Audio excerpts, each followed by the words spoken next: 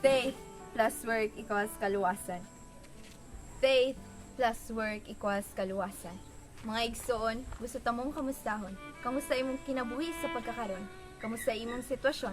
Kaya pa ba ang mga problema na atong ginadala-dala gikan sa pagtulog hangtod sa pagbangon?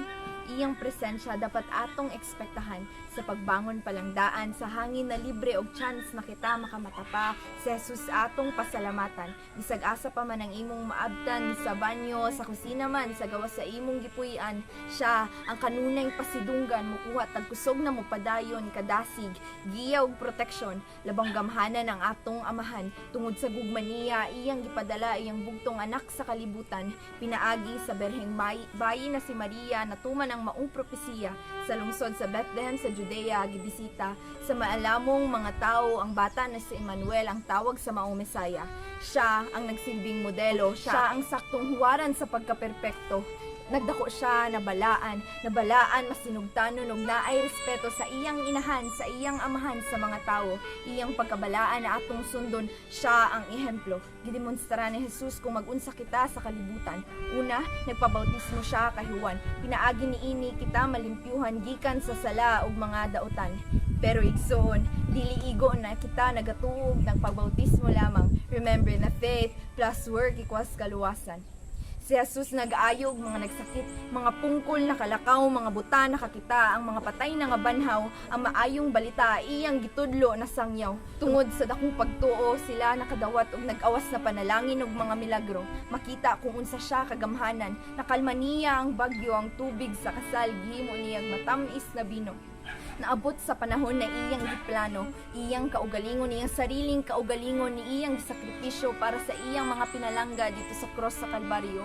Praise the Lord! Hallelujah! Salamat Ginoo! Walay angayan ni ining gugma mo. Salamat sa mga gibuhat mo. Mga igsoon, dakong kaulaw ko ang kinabuhi na iyang gipahiram, iyang gipakamatya na atong sayangan. Mumata na lang bata para mukaon niya matulog, muhulat na lang bata na mamatay. Panahon na para sa pagbag-o kinabuhing libre atong ihanay. Sa iya may kalipay, may kalinaw, makabaton og kinabuhing dayon sa iya way kalaay. Si Jesus ang tubag, siya ang kaluwasan, siya lamang ang tuuhan, kay siya ang nasayod, walay miskang isa nga kapakyasan. Magbago man ang tanan, lugar, hug tao, siya magpabiling matinud-anon, gipahayag sa balaang kasulatan. Gipahayag sa didto na banhaw si Jesus na himog espiritu sa adlaw na ikatulo.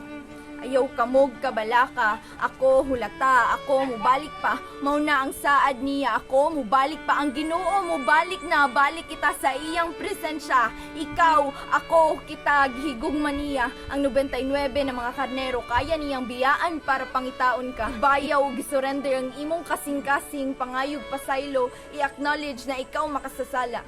O igsoon, dawaton kaniya with open arms, imong pagbalik ikalipay niya, paghinulsol, pagbago, samtang buhi pa kita.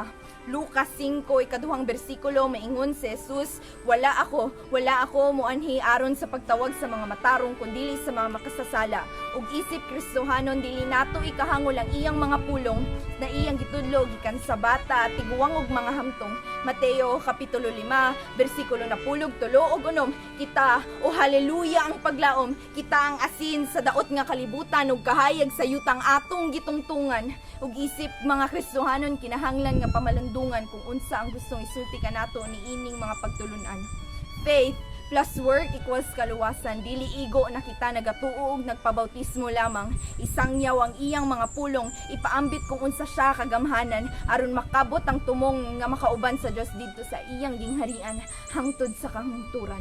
Igsoon, sunod og isangyaw ang iyang mga pagtulunan. Pagpagamit ayaw kaulaw, lisod tuod pero ay gunong ay bitaw. Igsoon ko, naa ka dire, isa ka sa mga pinili, isa ka sa mga mutugtog, mukanta, musangyaw, klemit. Gamiton ka para muhatag og kabag-uhan ug kalinaw. Ayaw pa dili-dili, kung dili nimo kaya, imo ra ng pananaw. Kung tawagon gani kaniya, ana dayon og yes Lord, gamita ko. Buhaton ko ang mga butang na makapahimaya kanimo. Buhaton nato ang mga butang na makapahimaya kaniya. Buhaton natong deserving sa iyang mga mata, ang tanang pamaagi buhaton ta, kay ang kaluwasan igsoon, naa na o hallelujah.